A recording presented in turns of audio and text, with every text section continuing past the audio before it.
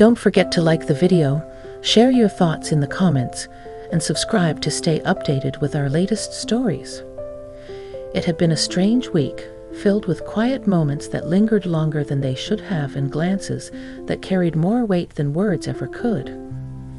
I suppose I should have known something was stirring beneath the surface, but life has a way of keeping you preoccupied with its smaller distractions.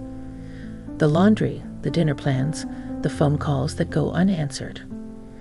I was sitting on the back porch that Thursday afternoon, nursing a lukewarm cup of coffee and watching the wind flirt with the maple trees. The air had that crisp golden smell that only early autumn could bring. The kind of day that makes you feel nostalgic for something you can't quite name. I'd been living alone for just over 3 years now. After Mark passed, the house took on an echo. Not loud, not dramatic, just a constant hum of space and stillness. I got used to it, mostly. And then there was Daniel, my brother-in-law. Mark's younger brother by 6 years, but with an old soul that often made him seem older than either of us. He'd always been around, but never too close. Polite, steady, the kind of man who helped carry boxes without being asked and remembered your birthday without fail. Since Mark's passing, he made a point to check in. A call here, a visit there. And over time, those moments began to matter more than I was ready to admit. That afternoon, he was sitting beside me in one of the old wooden chairs Mark had refinished the summer before his diagnosis. Daniel's hands were folded in his lap, his eyes trained on the horizon like he was reading something out there in the trees. We hadn't spoken much in the last 10 minutes, and I was about to make a joke to cut through the silence when he exhaled slowly, like he'd been holding something in for too long. "I've been meaning to talk to you, Liz," he said, his voice lower than usual. I glanced over, caught off guard by the seriousness in his tone. "All right. What's on your mind?" He hesitated. Not in the way people do when they're unsure of what to say, but more like he was choosing how to say something carefully, thoughtfully. I watched the muscles in his jaw shift slightly, and suddenly the silence between us felt charged.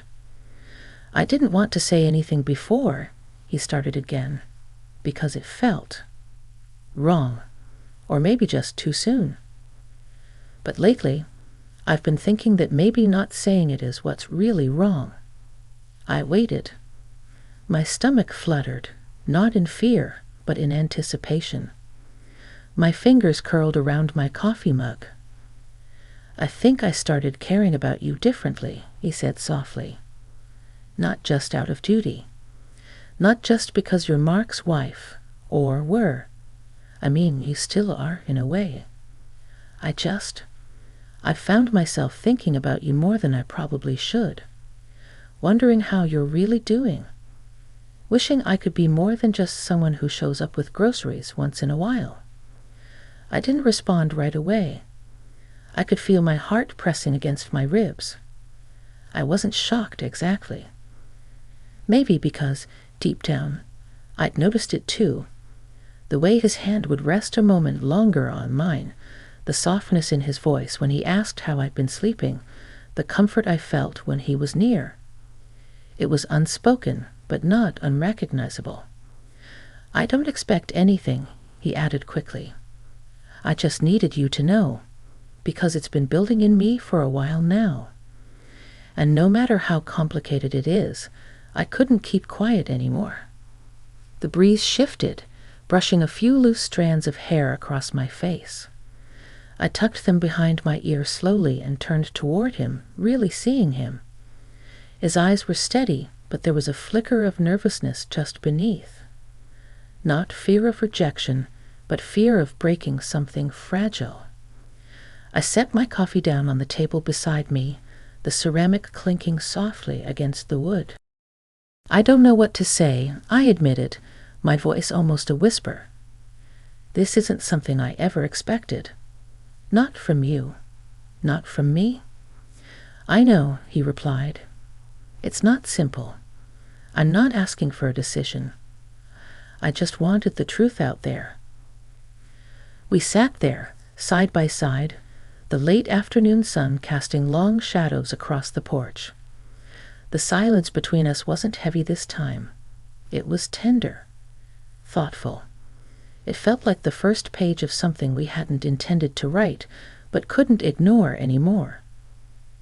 Later that evening, after he left, I stood at the kitchen sink and stared out at the yard, the same yard where Mark used to mow in perfect diagonal lines.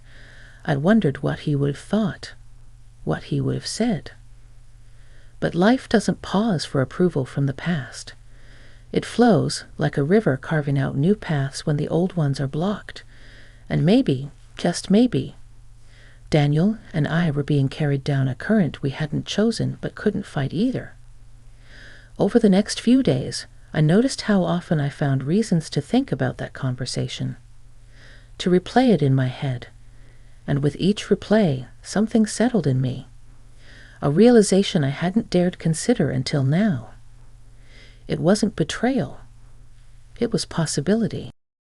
The morning after Daniel's visit, I found myself lingering over small details, how he glanced down at his hands as he spoke, the subtle tremor in his voice, and the way he said my name with so much care. Ellis. It had never sounded that way before. There was something intimate in it now, something that stayed with me even after the silence returned to the house. I went about my day like usual, folded the laundry, checked the mail, watered the plants I always managed to keep barely alive. But underneath those tasks was a restlessness I couldn't shake. It was like something in me had turned on, a switch I didn't even know existed. And now I couldn't pretend I didn't feel it. By late afternoon, I found myself baking. I hadn't baked in ages, not since Mark's last birthday, when he'd asked for that ridiculous lemon chiffon cake. I could still hear his laughter when the frosting melted off the sides. But there I was, elbow-deep in flour, whisking batter without really knowing why. Maybe I just needed something warm and familiar to fill the quiet. The doorbell rang around 5. When I opened it, there stood Daniel, hands in his jacket pockets, eyes cautious but warm. I should have called, he said. I was driving by and thought. I'm glad you didn't, I said, surprising myself. Come in. We sat in the kitchen, the scent of vanilla and sugar filling the room. He looked around, noticing the flour dusted on the counter, the bowls piled in the sink. Someone's been busy, he said with a soft smile. I needed a distraction, I replied. Turns out, cake helps. We shared a slice in near silence.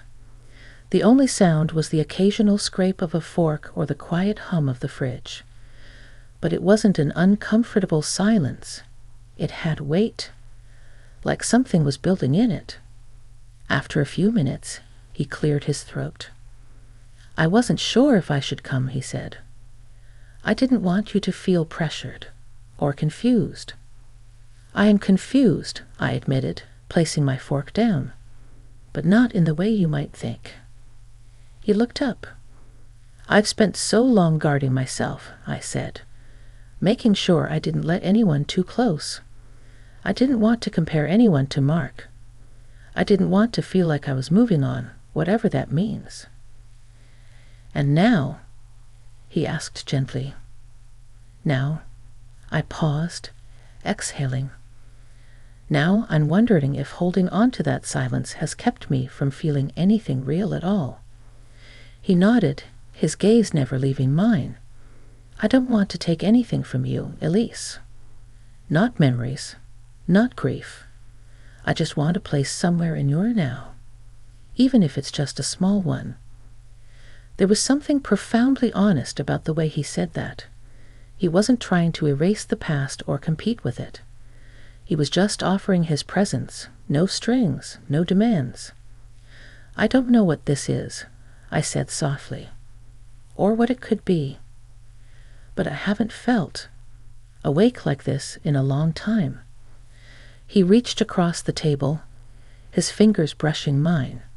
Not a grasp, just a touch, a test, a question. I didn't pull away. The moment stretched between us, simple, unspoken, and deeply human. It wasn't romantic in the sweeping way you read about in novels. It was quiet, grounded, and real. And for the first time in a long while, I didn't feel like I was betraying anything by simply being present in it. We sat there until the sky outside turned a deep indigo. The house felt different with him in it, less hollow, warmer. He helped me wash the dishes, drying each plate carefully like it mattered. He didn't have to say anything, just his presence said enough. When he left that night, he paused at the doorway. "I'll see you soon," he asked. "Yes," I said, "soon." And as the door clicked softly behind him, I stood in the quiet and felt something unfamiliar rise in my chest. Hope.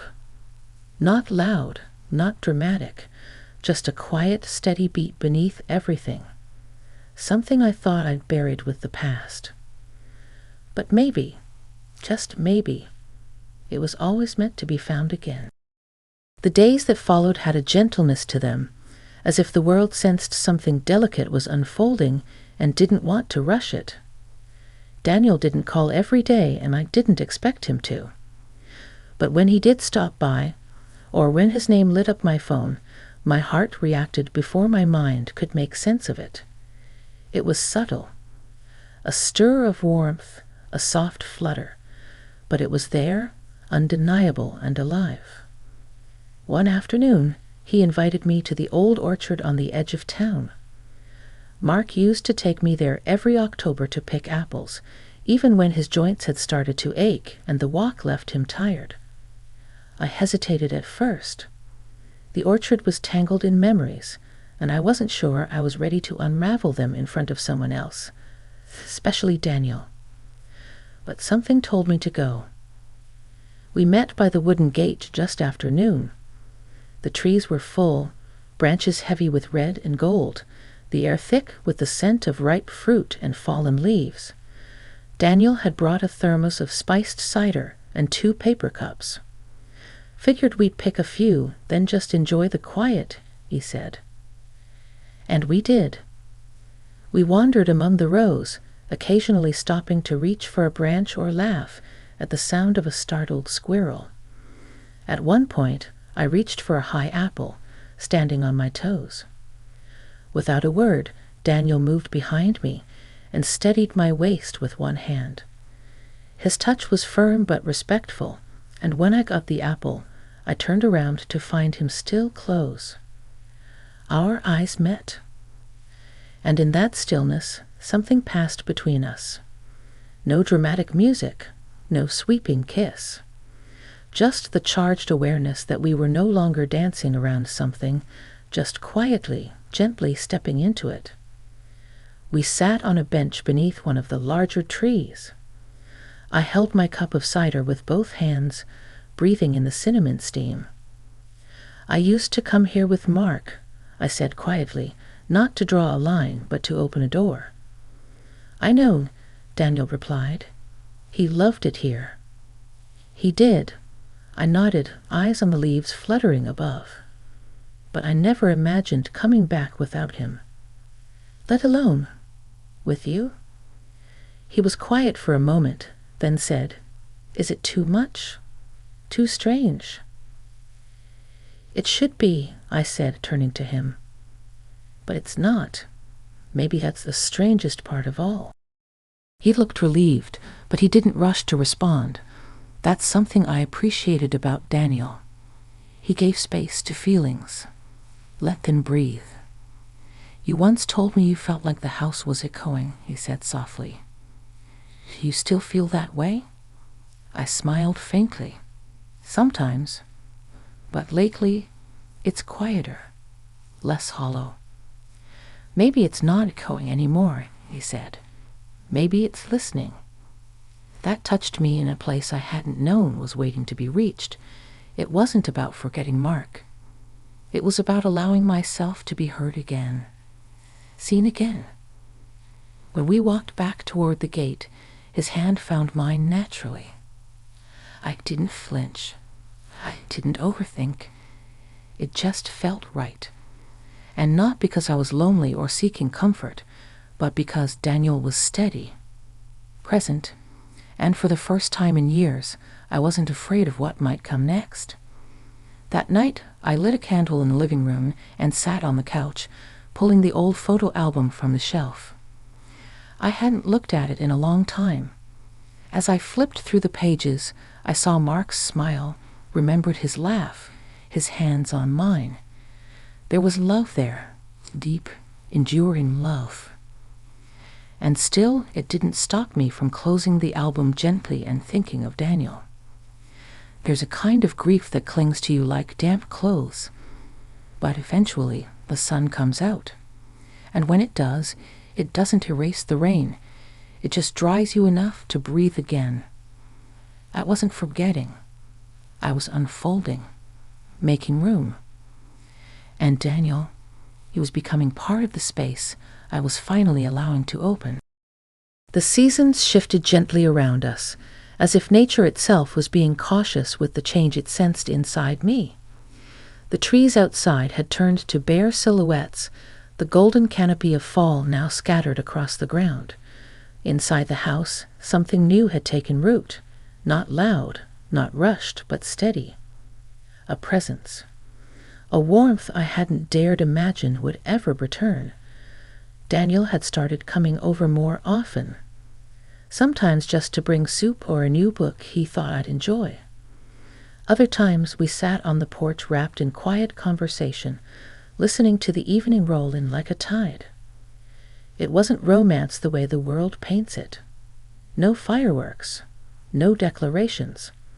It was smaller than that, but somehow more powerful. A look held a second too long, a brush of the hand. A laugh shared over a burnt roast. We didn't label it. We didn't rush it. It simply was. One night, just before Thanksgiving, he stayed later than usual. The fireplace crackled softly, casting a warm flicker over the room. I poured us each a small glass of red wine. We sat across from one another, the silence deep and comforting. "I was thinking," he said, eyes fixed on the fire, "about the holidays. I know they're hard for you." "They used to be unbearable," I admitted. "The first year after Mark passed, I couldn't even put up a tree. I stayed in bed and let the world celebrate without me." He nodded, gently swirling his wine. "You don't have to do anything you're not ready for." "I think I am ready," I said slowly. "But I don't want to do it alone." Daniel looked at me then, really looked, and something softened in his expression. "Then let's not be alone." I didn't need to ask what he meant. He wasn't proposing anything grand or dramatic, just presence, just togetherness. And that, in its simplicity, meant more to me than any polished gesture ever could. We spent Thanksgiving at my place. I made too much food and forgot to set timers. Daniel brought dessert from the bakery down the street, and we ended up eating pumpkin pie before the turkey had even rested. We laughed. We remembered. And yes, we even spoke about Mark, his quirks, his stubbornness, his warmth. Daniel never shied away from my past. He welcomed it, made space for it. And that, more than anything, helped me feel free.